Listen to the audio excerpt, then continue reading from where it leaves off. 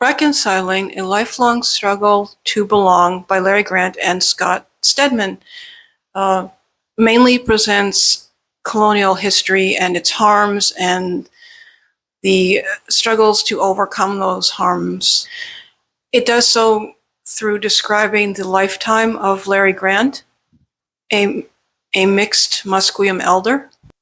He was born 1936 on an Agassiz farm to a Musqueam mother and a Cantonese father. Shortly after emigrating to Canada, his father approached his mother's parents for her hand in marriage. Marriages were arranged still, Larry says. She's one of the last ones that we know of that was arranged. He's accepted by both sides of his family. His mother raised him in that culture. She always maintained, you are Musqueam, you belong to Musqueam, and if you remember that in your life, you will be able to go anywhere and do whatever you want, and you will always come home. His mother gives him a language. He remains fluent in Hen Queemanum enough that he teaches it at the University of British Columbia, which is a really powerful and beautiful thing. There's also a really touching scene where he and his siblings go to the village where their father emigrated from. They were introducing us and they knew us.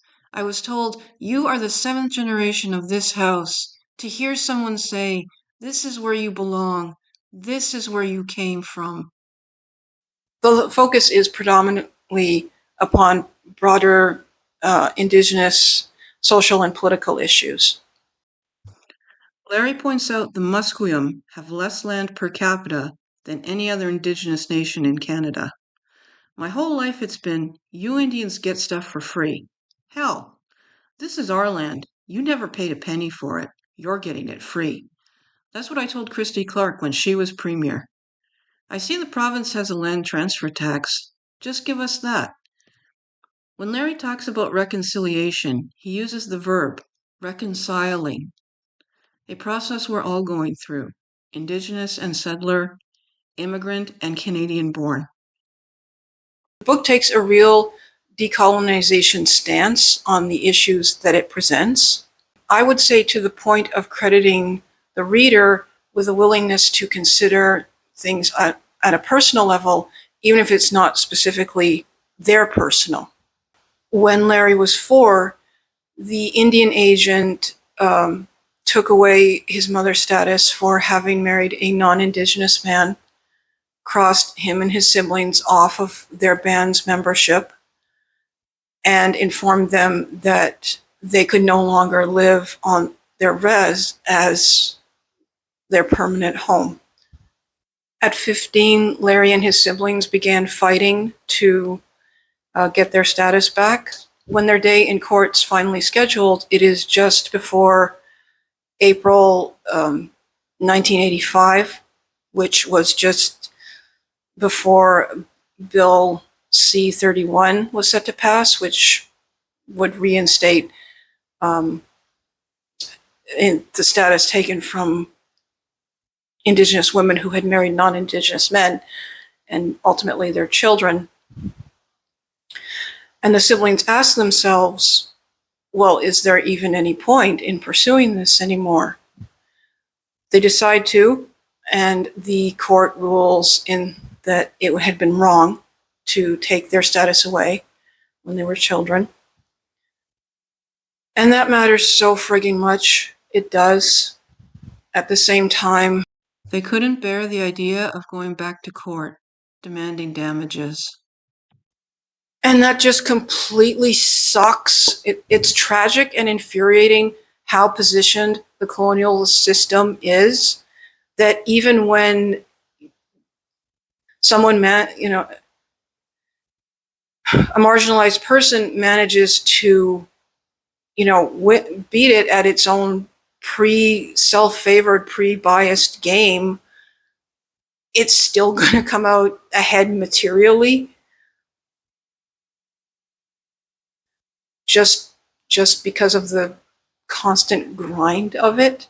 Yet this story is really only presented in the book straightforwardly by the bare facts of it. As I said, I think the broader social and political situations and events described throughout Larry's lifetime are examined more in depth.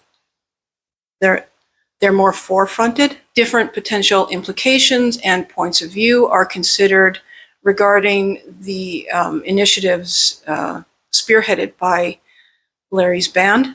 From my own personal level, the mixed element and growing up, if only partially, on res brought up issues for me. As a young child, Larry was accidentally run over by a truck, thereby breaking his leg. The driver, to avoid legal consequences, and because it was on a res, just gave his mother $300 cash and drove on his way. Unfortunately, father got a hold of it, gambled it all away in one night. And when I read that, all I could really think was, now see, an alcoholic father would have made that last a week of at least not being in the way. Well, this poor lady and poor kid were kind of trying to manage hospital visits and extra at-home care broke, which is kind of messed up. I know. It's a process. There's a poignant awareness of there being only so much personal resolution to be gained from re-exploring and confronting one's past. Larry and Scott returned to Agassiz, except the fields have all been flattened, different crops are grown there now, and primarily harvested with tractors. They leave for coffee and a cinnamon bun. Larry looks out towards the spectacular coast mountains and down at the dregs of his coffee. We've been debating going back, but it's too cold, and he admits he's not that bothered anyway.